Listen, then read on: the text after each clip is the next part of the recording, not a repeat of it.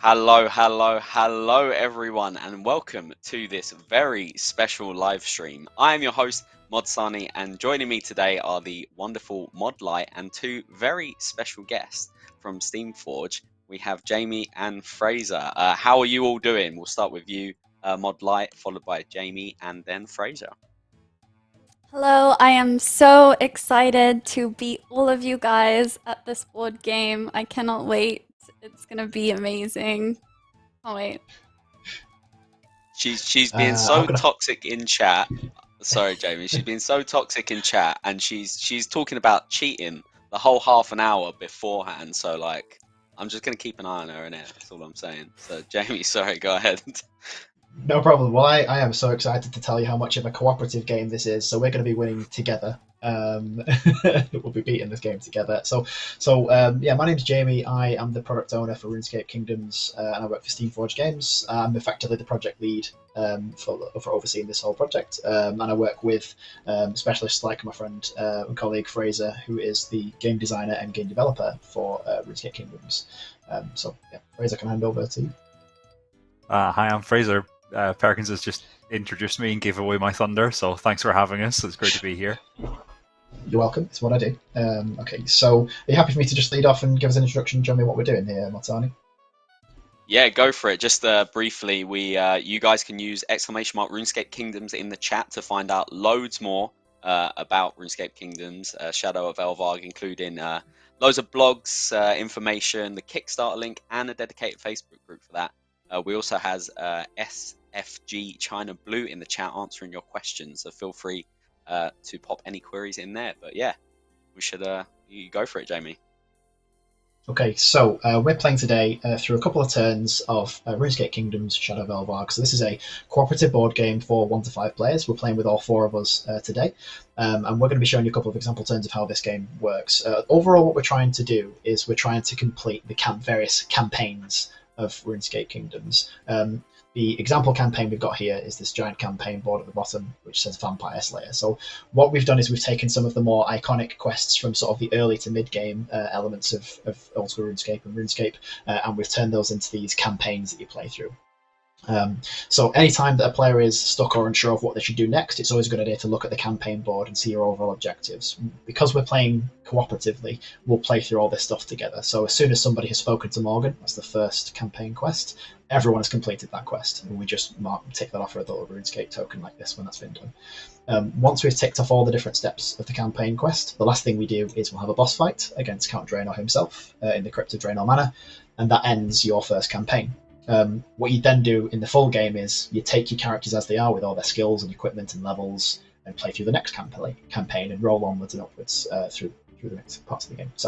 But what we're going to do is show you some example turns from this first campaign quest. So when you're playing the game yourself, the way the turn structure works is when it comes down to your turn, your player character gets to do 2 things. You will move to an adjacent region on the game board. So if you have a look at the character that I'm playing with, who's the knight over here, and I'm stood on Edgeville right now, during my turn, I could move to one of these adjacent regions, which could be the Grand Exchange. I could move to Barbarian Village. I could move to Black Knight's Fortress, or I could move to Ice Mountain. Once you've moved to one of those places, your character is either going to explore the region and see what random events they run into, and say if they meet one of the NPCs or help somebody out in that region, or maybe someone's attacking you. Something can happen. If you're not going to explore, you can interact with a quest. So if I'd moved to the Grand Exchange and I had a quest to perform, say on the campaign board, I could do that instead.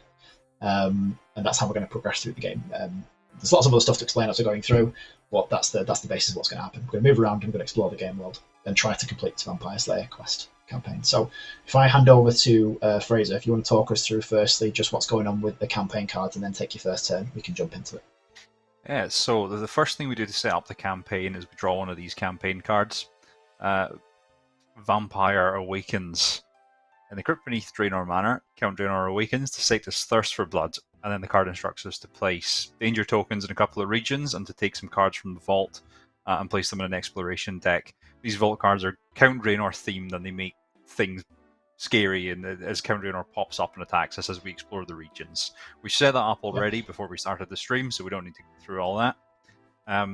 As this track on the right hand side of the board, the escalation track ticks up, we'll draw more cards, and that'll further edit the exploration decks. It'll add more danger tokens and do other things as Count Draynor gets more dangerous and expands his rampage.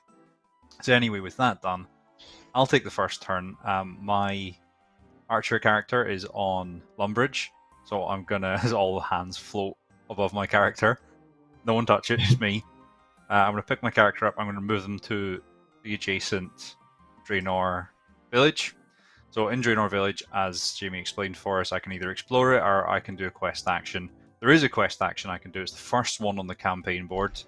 Speak to Morgan. So that's what I'm going to do. People of Draynor village live in constant terror. Their numbers are dwindling, all due to the foul creature lurking in the manor to the north known as a vampire. One villager, Morgan, seeks aid. So an adventurer in Draynor village with defense 1 or more can perform the following action. Speak to Morgan by collecting Vault Card 1. So I am an adventurer, I am in Draynor village, and I have 1 defense, so I can speak to Morgan. So I'm going to go into the vault and collect Vault Card 1. Morgan. The vault is a stack of cards that are hidden. We don't know what there is. At various points in the game, we'll be asked to go and draw cards from them and resolve them as they are. It can be any number of different types of cards. In this case, it's a character card from Morgan. So we'll speak to Morgan, who says, "Please, please, bold adventurer. Our little village has been dreadfully ravaged by an evil vampire. He lives in the basement of the manor in the north. We need someone to get rid of him once and for all. I have a friend who is a retired vampire hunter. His name is Dr. Harlow. He may be able to help, be able to give you some tips. You can normally be found in the Blue Moon in Varrock. So I gain 3 coins and I gain 1 experience in defense for having done that. So coins are these off to the side. I'll take one with a 2 on it, and one with a 1 on it. And then I'll gain 1 experience in defense, so I take one of the experience tokens and I place it on my character sheet next to defense. As I gain experience, I can level up my skills, get better. We'll show you how they interact with the game in a second. So now, spoken to Morgan, that's my turn finished. And we move on to... Okay. So the last thing we need to do is just mark off on the campaign board that we've completed the first campaign quest. So the next thing we need to do collectively is speak to Dr. Harlow, but we can come back to that later. So what we are going to do is we're going to move on to Sarnie's turn as the Skiller, who I believe is stood on Falador right now. So Sarnie, what would you like to do with your turn? Yeah, we don't need to worry about Dr. Harlow for now. Thank you. He's just chilling there. We can get back around to him. I am quite happy chilling in Falador with a White Knight, so I want to get some Fred. Okay. That's what I want. Sure. So instead, you don't have to move anywhere, so you've elected to stay still and explore Falador. So how that works is, instead of drawing an exploration card, like for the smaller regions, what's going to happen is you can collect that thread piece if you want to get one of those thread tokens off to the left-hand side that you mentioned. So what's happening there is, at the bottom of the Falador banner, you can see a little thread symbol. And that's the resource that Sarnie's just collected by exploring the region. The other thing that Sarnie can do, now that he's explored Falador, is you can gain some experience in different skills. You can see at the sides of the banner here that you've got a little crafting symbol here with a 1 coin above it. So you can spend 1 coin to gain an experience point in crafting.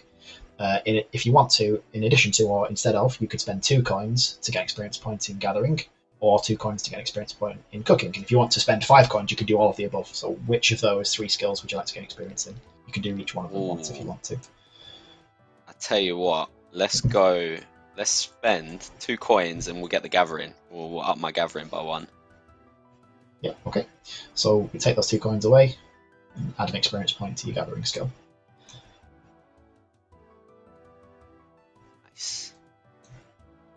Okay, so that's gonna... Okay, let's drop that down a little bit. Nice. Perfect, okay. Do you want to spend any more gold for any other experience, or is that it for your turn? Nah, I think that's me. That's me done. Okay. The last thing we do, because you've explored a capital, is the escalation track gets moved up by 1. So this is kind of like a little bit of a timer. So it's just letting you know that the more we move around, explore the major areas of the game board, the escalation token is going to rise up. When it gets to the top of this track here, then some more stuff from Count Draynor's effectively decided he's going to have more of an impact on the game experience and come and do some more terrible, nasty things outside of Draynor Village. So that's the end of your turn. So we come to my turn with the knight. Okay, so the second campaign quest we've got, Speak to Dr. Harlow. It says here, let's have a read of it. It says, Dr. Harlow is willing to help you in your quest, but first his lips must be wetted by beer newly brewed.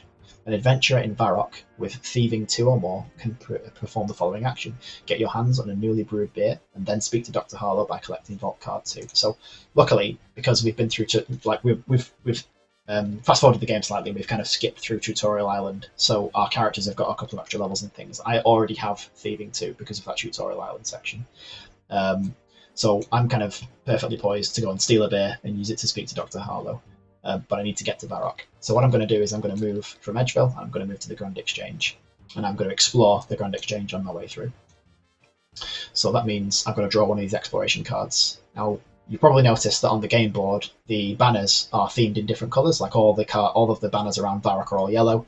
All the banners around Lumbridge are that kind of like lighter blue, darker blue around Falador, red for Berthorpe, and green for Edgeville.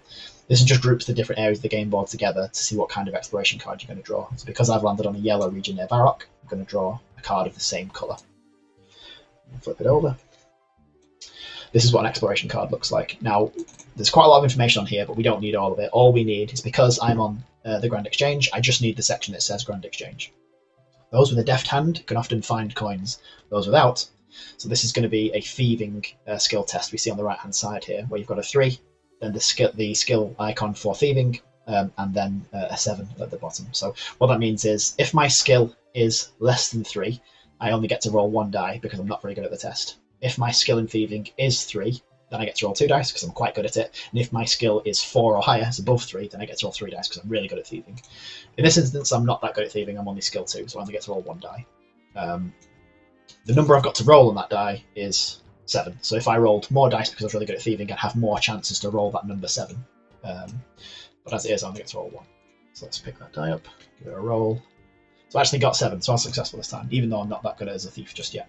So what happens there is the green tick on the exploration card says that I gained 3 coins because I passed the test. If I'd failed it, I'd have suffered a wound because I got caught thieving. So as it is, I'm going to gain 3 coins. Now, because I also took a skill test in thieving, whether I passed or failed it, I'm going to get an experience point in thieving. So even just by taking skill tests, whether you pass or fail them, you're going to get experience, which will eventually level up your skills.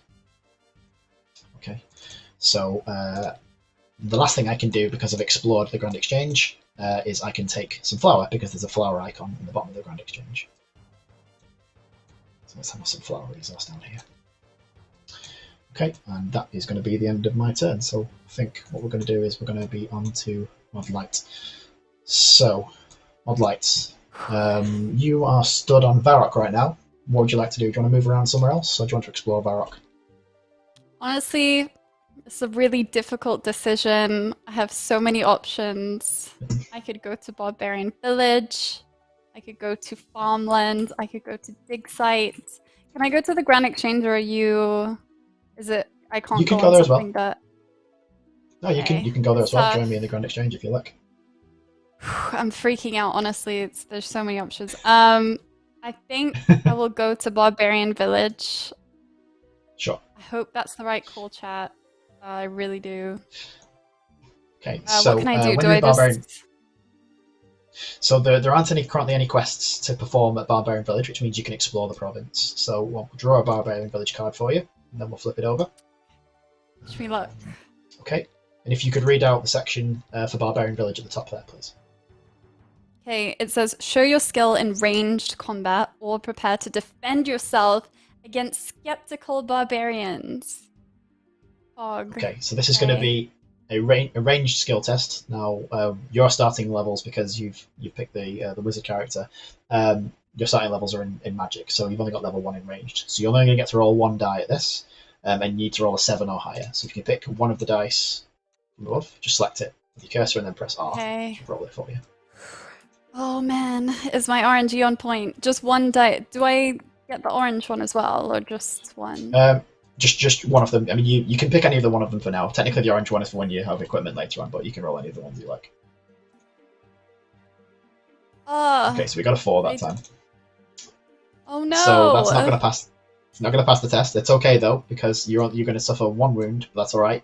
You're not dead. You can at least it didn't kill you. You can suffer more wounds before you actually die. Oh my But God. because you took a skill test in ranged, you also get an experience point in ranged. So let's drop a skill Okay. experience point. My gains are not lost then. Feels good, man. That is very true. Okay, if you want to, you can also actually, because the other icon on Barbarian Village is the ranged icon, you can actually spend some resources to gain some more experience in your ranged skill if you'd like. And you've got some starting I'm a mage. resources. You've got some. You are. Well, you could choose not to. I'm just saying you could spend some of the fish, some of the eggs, or the cabbage, or to gain some experience in ranged. Or you could go, no, I'm a wizard. I'm not going to get anything there. What would you like to do? I'm a wizard. I stick with my wizard roots, I think. Do I just put respect it that. into magic? No, so it's gonna. So you can gain some experience in ranged, but that's it. So it's your choice is to do it or to not do it. So it's okay to. Oh, you so can I go, can't. "No, I'm gonna wait Oh, until I can-" okay. In that yeah, case, so I if will you're use it on range. Sure. So you can spend the vegetable you got, the egg, or the fish. You can spend all 3 of them. You can gain up to 3 experience points if you want to. If you spend 2 of Okay. them, you can actually gain enough to gain a whole level. How do I spend them again? So just tell me which ones you're going to spend, and I'll throw them away. You're just discarding them, basically. Okay. So The let's say fish you're going and to spend. the cabbage. So we just drop those tokens down here. What we then do is we drop some more experience points onto your character sheet. So because you've now got all the experience you need for the ranged skill, we take those experience tokens off, and you've gained a whole level. So you've now gone to level 2 in ranged. So you're much more likely to Whoa. roll more dice now when you take ranged tests. Yeah. Okay.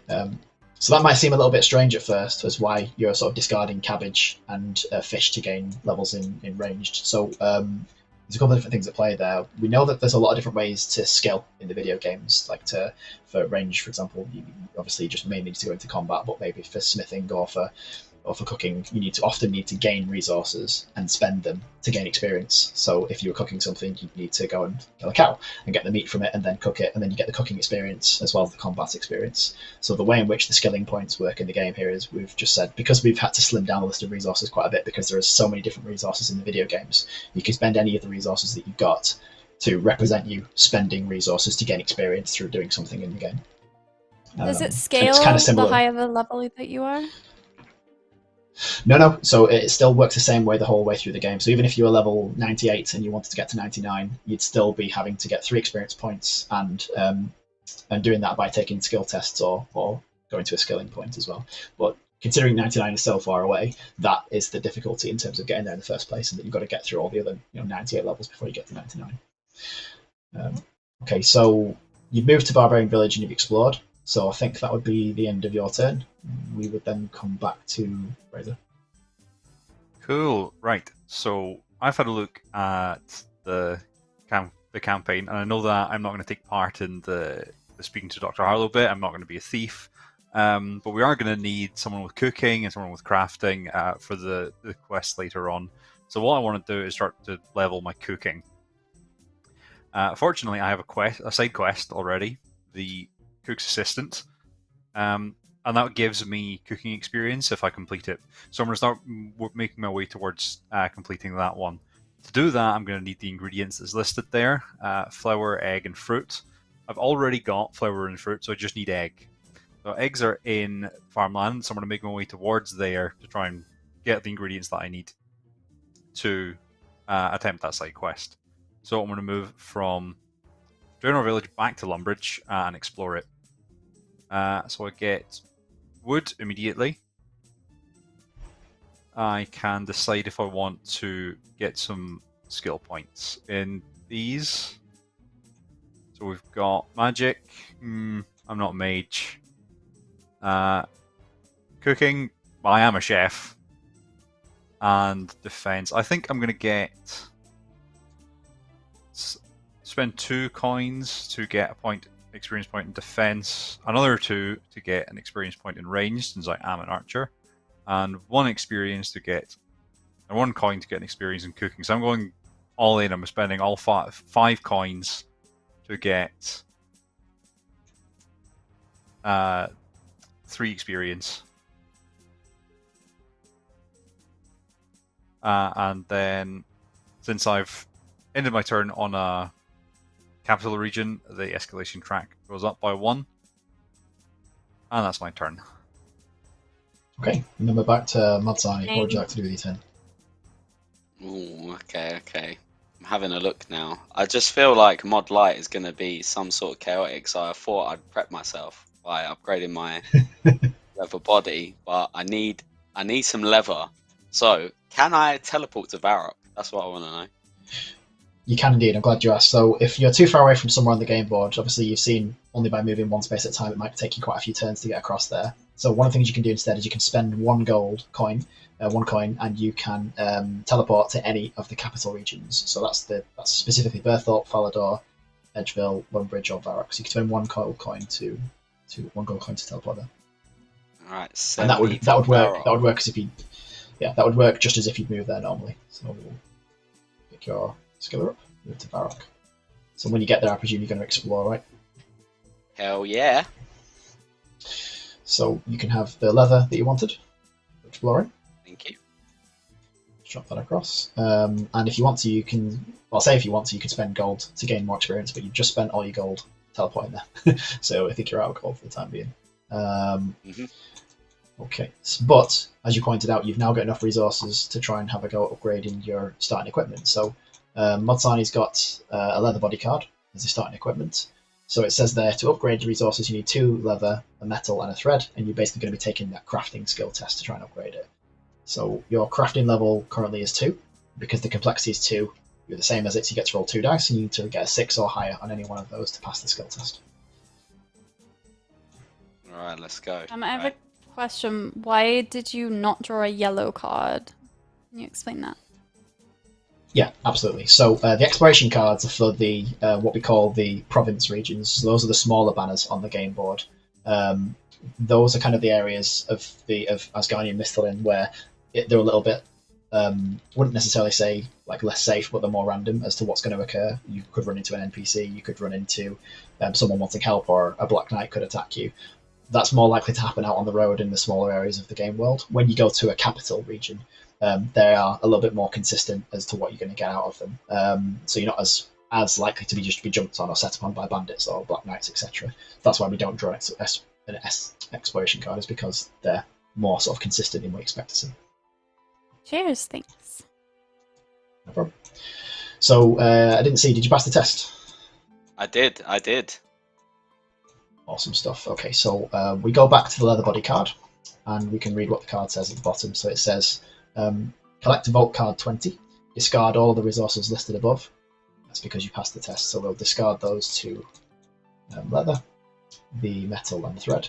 And then we're just going to replace that leather body card with the studded body because you made it better. I'm ready for Mod Light now. That's the main thing. You are. Pal, I know this is a co-op game, but I still want to smoke you guys at this game and beat all of you and get to 99. Oh, I did have a question as well. What is the point, like, what is the main objective of the game? Is it just to get through all of the objectives here, Vampire Slayer objectives? Yes, so the campaigns are how you progress the main game and eventually like complete the game. The reason we have those campaign objectives is because the game is built in such an open world or sandboxy style way that you've got so many different choices of how you can skill your character up and how you can gain equipment and craft new equipment and stuff like that, that we needed to have the campaign boards in here as a campaign system to give you like a defined start and end point to the game experience. So once you've completed once you've completed everything on the campaign board, you've completed the campaign. Once you've completed all the campaigns, you've won the game. Okay, how many campaigns are there? There are 4 in the core box, and there are extra campaigns in the expansions as well. So there are 4 of these you can play through just in the core box alone before you even have the expansions in. Cool. Okay. Awesome. If you're playing if you're playing at kind of like a reasonable pace, that's something like that. All of those 4 campaigns together is something like 12 hours worth of game time. So you're not expected to do all that at once, of course, which is why it's important that this is a game that's designed to be able to be played a little bit, play for an hour or so.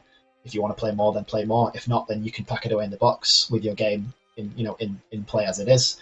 You'll be able to pack away your tokens and your cards, etc., that your character currently has, so that when you next play the game, you can pull the game out and carry on from where you left off last time and just carry on through your campaign. And I imagine like you can have people over every weekend kind of doing it, and yeah, just have fun progressing your Shadow of Elvarg board game. Exactly like that. Yeah, you can play as much or as little of it as you like, and then you can put it away, and the next time you want to get it out, you can just carry on from where you were, as if it's a saved game. Cool. Okay, so why it was important that Sarnie just upgraded that studded leather body there, that's going to be for defense skill tests. So if you have a look at the studded body card again, at the bottom of it, it says that you can add a bonus die to defense skill tests of complexity 4 or less. So like low level skill tests, you can add an extra die to it and have a better chance of passing them for defense. Before you upgraded it to the studded leather body, you could only use the leather body card on complexity 2, 1 or 2, whereas this is like you can use it for more complicated tests, better tests. Okay, so I've forgotten where we're up to now. Also, because you've taken a crafting skill test, you get an experience in crafting. Thank you, Fraser. Sweet, alright. Yeah. Easy.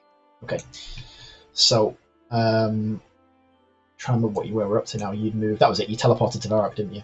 That was it. So that'll be the end of your turn, I think, because you teleported there as you move, and then you explored the region. You've upgraded your other body cards. So let's move to me next. I'm going to take my turn, and I'm going to try and do the next part of our campaign quest and speak to Dr. Harlow, who's in Varrock. So I'm also going to move to Varrock. I'm also going to take some leather as well, because I'm going to explore it. Oh no, I'm not going to explore it. I'm going to talk to Dr. Harlow. That's what I'm going to do. I'm going to do my quest. So yeah, so get your hands on a newly brewed beer and then speak to Dr. Harlow by collecting Vault Card 2. So, okay, Fraser, would you mind reading out what's on Vault Card 2 for us, please? The Vault Card 2 unfortunately has not made its way into this module, so I've got it off my other screen. I'll read it out. Vampires. I was really good at killing him once. You're going to need a stake, otherwise they'll just regenerate. Not just any piece of wood will do. Get a branch on the ancient evergreen at the foot of the White Wolf Mountain, although it's less cooperative than it used to be. You'll need a hammer as well to drive it in properly. Your everyday hammer won't do. You'll need to craft something specific. There's a rumour of a master craftsman living south of Port Sarum. One last thing. It's wise to carry garlic with you. Vampires are somewhat weakened if they can smell garlic. The more the better. Gain 3 coins and 1 thieving experience. Okay, so yeah, okay, my 3 coins. Completing that. And was it 1 thieving experience? 1 thieving experience. Okay, so and then we've also completed that step on the campaign board as well. So we've now completed Dr. Harlow. So you can see, as we're making our way through the turns, that we're slowly completing these steps on the campaign board. What Dr. Harlow has told us to do is he's told us to collect the wreath of garlic. That's one of our next steps. We've got to collect the stake, and we've got to craft the hammer by talking to Thurgo and crafting a hammer. Once we've done all of those, we'll be prepared to do the Vampire Slayer encounter at the end.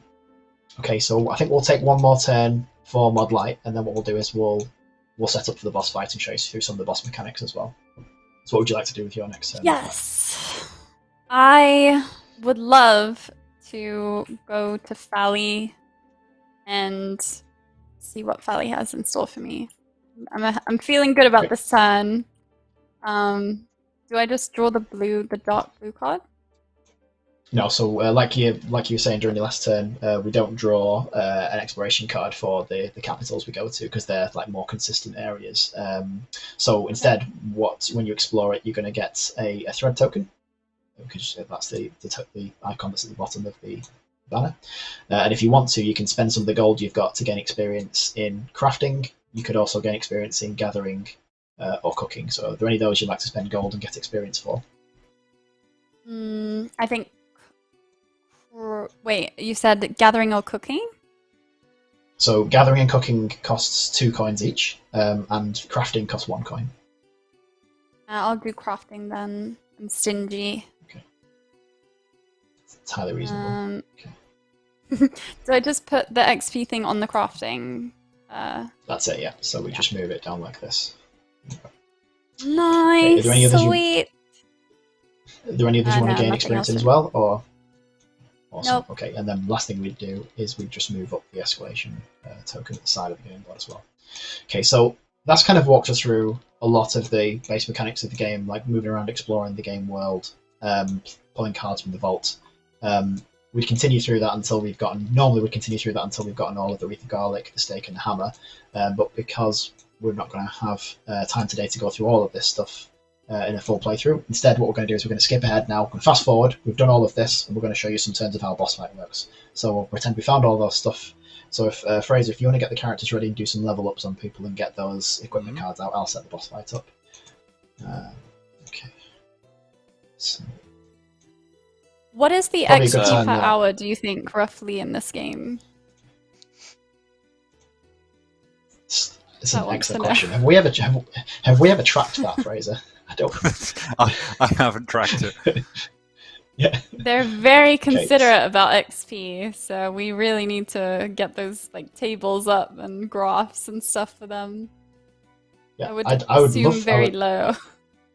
I would love to see that information. Yeah, I don't think he's particularly quick. Yeah, it's so when you're playing through, as you've seen through us sort of exploring the game board and moving around, you can gain quite a lot of experience points just through interacting with the various things on the game board and pulling experience cards and taking skill tests.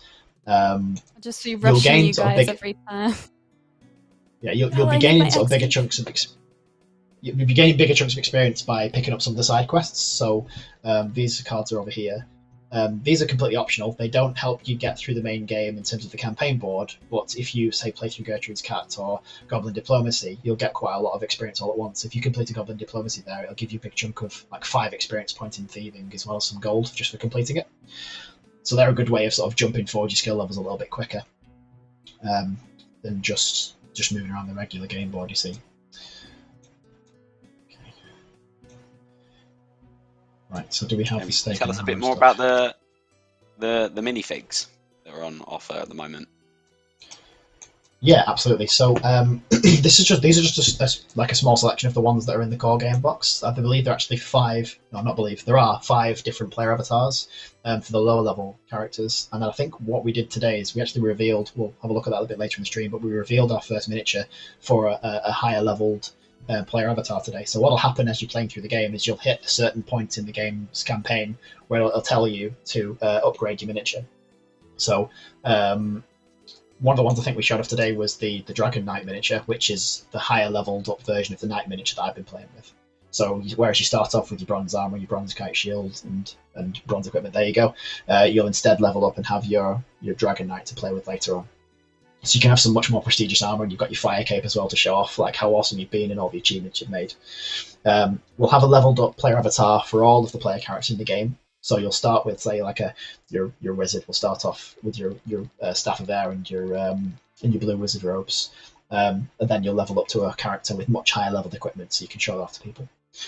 Okay. In addition to that, we've also got quite a few different boss miniatures in the game. So at the moment, we've got Count Draynor that we're playing against at the moment, but I believe we also showed off another boss miniature today who was Delrith, which means that we're going to be playing through the Demon Slayer campaign as one of the campaigns you'll play through once you've progressed past Vampire Slayer.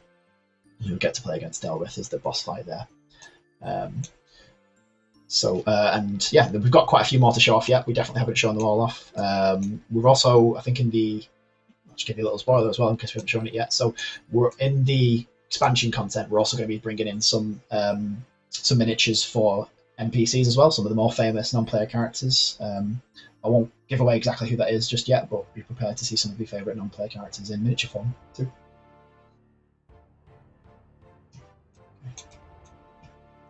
Awesome stuff. Very Could exciting. you tell us a bit more about the Kickstarter? So the Kickstarter is going to be launching on the 31st of May. That's going to be running for 10 days, so it's going to finish on the 10th of June.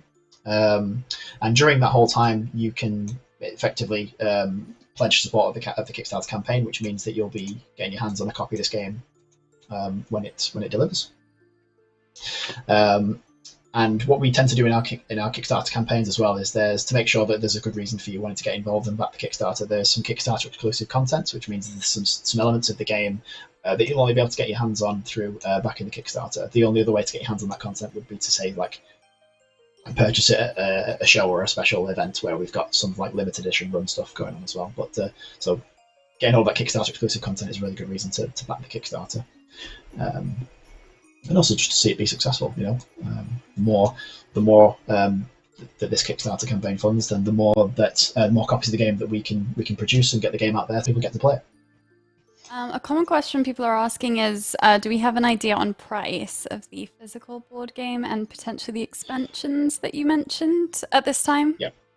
We do indeed. I believe that's being released in a blog. I think it's this week. So we are like that information is imminent. So it's going to be released very, very soon. You'll see it by this week, end of this week. Some people might want to check out the Game Update news post for a little sneaky peek tomorrow. That's what I'm saying. Just keep an eye out for that. Good spoiler. Okay, all right. So, Fraser, are we ready to go? We got a bit more to set up yet.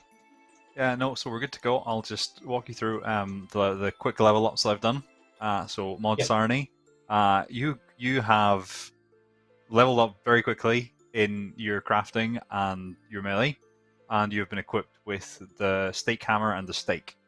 So, your job will be to drive home the stake and try and stop him from regenerating, while also when the time, if and when the time comes, pry his coffin open. Jamie, nice, I've given you some melee points and some defense points. So you're going to be a tank for the group. Sure. You cheated. Given myself some raise points. We fast forwarded. Yeah, that's what we did. It's fast forwarding when we do it. I've given myself some ranged experience. I've upgraded my short bow. I've also got some thieving and some gathering experience. And mod light.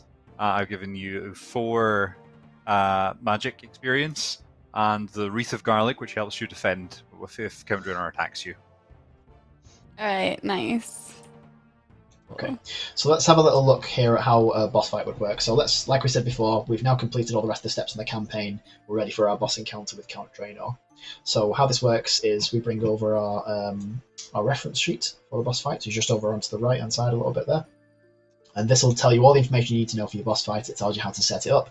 It tells you the different actions that you can make during the boss fight. So these are skill tests like we had before on the main game board. So it's a really good idea to level up your skills, because the higher your skill levels are, the better you're going to perform at your skill tests, which involve like attacking Count Draynor or changing the order of whose turn gets to go next and moving people around to push them out of the way of Count Draynor if they're about to be attacked. It also tells you what happens when you win, if you're defeated, and what happens when Count Draynor gets quite angry in the middle of the fight if he realises he's starting to lose. So if we just pan over to the left a little bit more, we'll have a look at the initiative track, which is just below the boss fight. So this is a row of cards that's going to tell us who gets to go first. So this is randomly drawn, and you draw an initiative card for a player character. So this is my initiative card of the knight. Then we got a behaviour card for Count Draynor, and then there's another initiative card, and we keep going like that, and they're interspaced. So what will happen here is I will take my first turn. Once I've taken my turn, Count Draynor will go next, and we work through the cards left to right. Okay. So what we're going to do is I'm going to show you an example turn with my knight. What I can do during my turn on the boss board is, just like on the campaign board, I can move 1 space. I can move either up or to the left and right. You can't move diagonally. So I can move on to the same space as Count Draynor, and I'm going to hit him with a melee attack. So using the reference sheet we had earlier, you can see if I'm making a melee attack here, it says that it's complexity 5, and I need to roll 8s. But each die that rolls an 8 or higher is going to put a damage onto Count Draynor. Okay, so my skill in melee at the moment is 3, which means I'm only going to get to roll 1 die at it, sadly, because I'm not super great at melee. And I also don't have the stake. That's really important. Why do it? Let's put the die back, sorry. Can we yell at you if you don't do enough DPS? Absolutely. I usually do. So yeah, I mean, I am the tank, so I mean, I'm only here to sort of get attention more than anything else. So don't be too harsh. Who's but the yeah, DPS sure, person? Is it Sarnie? Yes. So if we don't get any damage, we're going to yell at Mod Sarnie. I feel like this was So, done on purpose, to be honest. It's I fine. need It definitely to be was. toxic in So. some way. This is too wholesome. I'm sorry. You have to be toxic in some way. Good luck. Totally fine. So I'm gonna roll my 1 die and hopefully get some damage. I don't, because I only get a 5. So I don't cause any damage with my turn. So what we'll then do is move on to Count Draynor's turn, who goes next. He's going to play the Eternal Fury behavior card. So that says he's going to move 1 space towards the player whose initiative card is to the left, because his little arrow is pointing left. So he's going to move 1 space towards me. He won't move anywhere this time because he's on the same space as me already. And then he's going to be attacking vertically, which means that all of the boss's attacks are area of effect attacks. So that means he's going to hit anybody that's in the bottom square of the boss board. He's going to hit anybody in the middle square and the top square. He can hit you back? Yeah. It's time for the boss to hit us back. Okay, so... Oh, jeez. So when the boss attacks you, he's going to force you to make defense skill tests because he's forcing you to defend yourself. And if you fail those skill tests, that's when we take damage and could die. So this is a complexity 3 defense test. Now my defense is level 4, so I actually get to roll 3 dice at this because I'm really good at defending myself. Not so good at causing damage though. And I need to roll at least a 7 on one of those dice.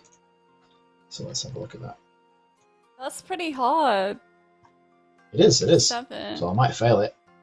But I managed to get it this time because I got the 8. It did. So that means I've avoided taking damage. Thanks. Okay, so we've moved past my turn. We're now on to Fraser's turn, who's the archer. Oh, well, not quite. Lord Sarnie's getting hit as well. Oh, you're right. Yeah, sorry. Yeah, you're on the same space as me. Yeah, because you're on the same space as me. Oh, Thank you, Fraser. no. Is Sarnie gonna get hit? Yes, yeah. Oh. Okay, so Sarnie, Right. you have only got defense 2, so you would only normally roll 1 die, but you've got your studded body that we upgraded earlier, so you get to roll the equipment die as well. That's that orange die. So if you could roll one of the silver dice and one of the orange dice, and if you get a 7 on either of those, then you pass the test, which you did. So Look at that. Look at that. Styled it out. Okay, so then we move on to Fraser's turn. Who's the archer? So I want to try and get away from him. So I'm going to move to there because I'm an archer. I have long range, so I'm going to use the ranged attack, which is range 2. So we count range across the flat edges from space to space. So 1, 2 puts me in range of that attack. So I've got a range skill of 3, equal to the complexity. So I get 2 dice, and then my upgraded short bow lets me roll the equipment die as well. So, looking for 6s. Oh, not very good. Okay, so I can get flamed now. So I have entirely whiffed my attack and done no damage whatsoever, so that's a strong start from the SFG crew. Fraser has left the stream. Yeah. Okay. Buddy, you're gonna have to step it up, like, for real. We can't have leeches in the scene. Oh, don't worry, you're up next, mate. Let's see what you roll, innit? That's true. You're up next. Okay, so we've got the lash out behavior. So we've got the lash out behavior from Count Draynor. So he's going to move 1 space towards the player to the left, which is the archer, and then he's going to attack horizontally. So because we've got a choice here, Count Draynor can either move 1 space this way or 1 space this way. Because we know he's going to attack horizontally, he's going to attack across this line. It's probably better if we move him down here, because then he's only going to hit Fraser.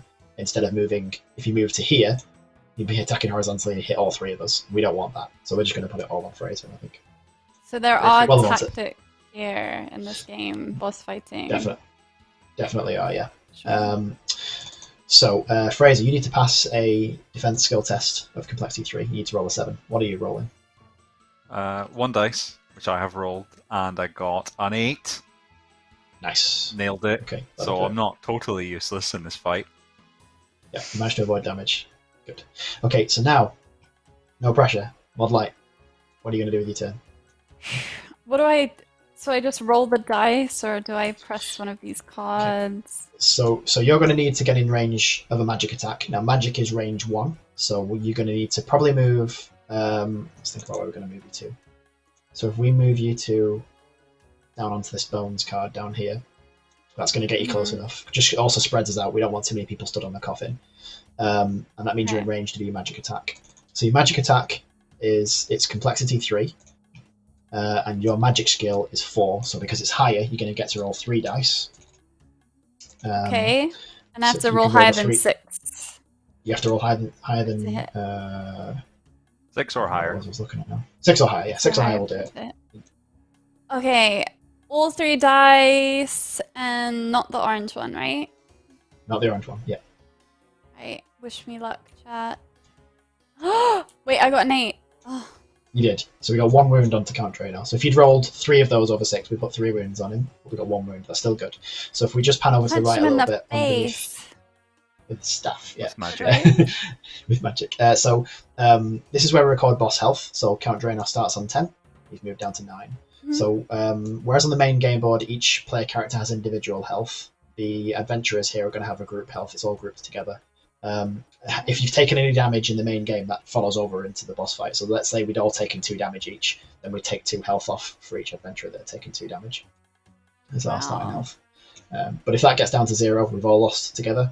If we stay alive and we beat Count Draynor, then we've all won together. So it's all or nothing as a team. Can you heal yourself in this game? Like, say Yeah, I you have a can. wound, can I?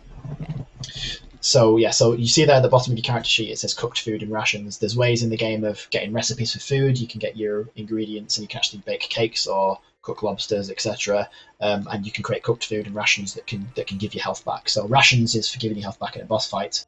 Cooked food is for giving you health back on the main game before you go into a boss fight. We haven't got any food on us right now because we didn't cook any because we fast forwarded to the boss fight. But you can make food in the main game. Can you make potions to buff you? We do have the rotten potato if it's a J-mod, you know. So. there's plenty of different things and items and crafts and stuff that you can make. So there's like a big item deck up here at the top. There's an event deck where you can find other random things earlier. I think in one of the playthroughs you've had, someone was super excited to pull a random item and they ended up accidentally pulling one of the dud cards and it was a cabbage and ended up. So there's different things you can pull out those decks. But yeah, you can make a lot of different things in the game. So we've moved you down. That was it. You did your magic attack against Draynor. That was it. So you've had your turn. So now we're going to have Count Draynor going next. He's going to do the Bloodlust attack. So it's 2 spaces towards the closest adventurer. Fraser, which one of these is the closest adventurer right now? Always go lower on the initiative track to tie break. Yeah, okay. So because there are 2 equally close initiative cards, the Wizard and the Skiller, he's going to be going to the left and he's going to be attacking the Wizard. He's going to be coming after you, Mudlar. So he's going to move towards you. Let's move you across here. Take a look at Count Draynor as he rushes towards you. And he's going to make you take a defense test at complexity 3. You need to roll a 7. So your defense level right now is only 1, so you only get to roll 1 die at it. But because you've got the Wreath of Garlic, you can re-roll that 1 die if it isn't successful.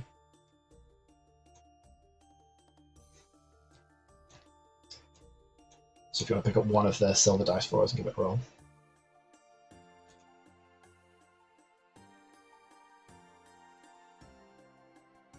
Oh. You alright? We lost some connection now. You okay, Light? Oh, sorry. Yeah. I didn't realize it was me. I was reading the No, chat. so no problem. So Count Draynor's Just attacking rolling you. a So do you want to just pick up 1 of the silver dice and roll it for us? And if it doesn't, It's doesn't not roll a like 7, you have can like re-roll. I just went though. Do I go again? Like, I'm confused. I thought it was onto someone else. So what's happening here is you've just had your turn, and then Count Draynor's going now, and Count Draynor's decided he's going to come and attack you, which means you have to roll the dice to defend yourself. So instead of attacking, you're defending yourself this time. So so because your defense skill isn't super high, you're only going to get to roll 1 of these dice. But because you've got the Wreath of Garlic, if it isn't successful, you can re-roll it. That's what Wreath of Garlic does for you. So if you can roll 1 of those silver dice. So with a 1, what, you get to re-roll. You get to re-roll it in case we get another try at it. Nope, still not successful. Okay, so we're taking some better, but damage. still not good. So the Bloodlust card says that we're going to suffer 3 damage, and Count Draynor heals a wound. So it means that the adventurers go down by 3 health. 1, 2, 3. And Count Draynor's going to heal the wound we've done to him. He's going back to 10. Oh, for real? Oh no. Yeah, That was all you, Light. That was all you. Oh my Think god. about what you've done. Yeah, go over there. Think about what you've done here. Okay, so that's the end of Count Draynor's turn. We go on to Sarnie to finish the round. So can I move diagonally towards him? So you can only move across the flat edges. You can't move diagonally. Oh. Okay, so you're a little bit too far away to use the stake at the moment. But so what you would do here is you'd move to one of the sides and you'd probably attack with ranged or magic. You can still do that even if your skills aren't particularly high. But let's have a look at what would have happened if you were close enough. Let's pretend that Count Draynor was there. We'll cheat for a second, and then you were close enough to run and use the stake. Let's go straight at him. No hold bars. Okay, so let's go. So the melee skill test is normally quite difficult. It's complexity 5 and you need to roll an 8. But if we have a look at the stake card, stake card says when an adventurer makes a melee attack against Count Draynor, the complexity is 2 lower and the target number is 3 lower. So actually it's only complexity 3, and you need to roll 5s instead of 8s, which means you're going to get to roll 3 dice, and any of them that roll 5s cause damage. It's much easier than when I was trying to attack Count Draynor before with my puny melee 3. Okay, so you managed to put. What am I saying? Just too good. You got it. You nailed it. Or you staked it rather. So you got 2 damage into Count Draynor. Okay. The other reason why that's important is because there are some of Count Draynor's attacks. In fact, he's actually going to come up with it next. Regenerate. So when you've ended your turn, Count Draynor is going to do his regenerate behavior, where it says that Count Draynor heals a wound. If he was wounded by a melee attack made by an adventurer equipped with the stake of this round, this effect is not applied. So because you've damaged him with the stake, he doesn't get to heal his wound at all. He's going to move on to the coffin terrain.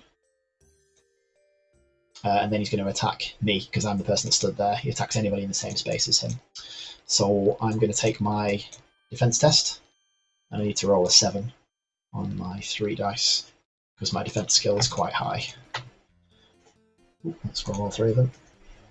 Doesn't matter. You nailed it. That was awesome. Got it all 3 times. So that's the zeros are 10s, by the way. So there's a 10, a 10, and 8. So we passed it. It doesn't matter. I only needed to get 1, but just showing off apparently. So my character didn't take any damage. Okay, so that would be the end of the round. We could just come back down to the initiative track again. We've been through all these cards. So what we do now to continue the boss fight is we pick up the initiative cards and we'd shuffle them. We'd pick up the boss behavior cards, we'd shuffle those, we'd relay out a new initiative track, and we'd go again from left to right. So there's going to be a different player order and a different sequence of boss behaviors. What would happen if we really started to damage Count Draynor quite a lot and got him down to 5 health or less? Is that's where his enrage mechanic would come in. So that's where he's realised he started to lose the fight now. He jumps back into his coffin, seals the coffin behind him, and starts to regenerate health. And this is why it's super important to have someone in your team with a high crafting skill. Even though we're in a boss fight, you use that crafting skill to sort of just wedge open the coffin again. So if we flip that card over that's on the boss fight, he jumps into the coffin, and it says then you need to take that crafting test to open the coffin again and even continue having the boss fight. And if you don't have a high crafting skill, you might never get the coffin open. He'll just regenerate all of his health back. While you're trying to get the coffin open, all of these bones cards in the corners of the boss fight have also flipped over, and they've become skeletons, and you've got to take down the skeletons before you can even go and try and get that coffin open and get Count Draynor out of there. Once you've taken down all the skeletons and got the coffin open and fought, and you carry on fighting Count Draynor until either he gets to 0 health or you do, and that would be the end of the boss fight.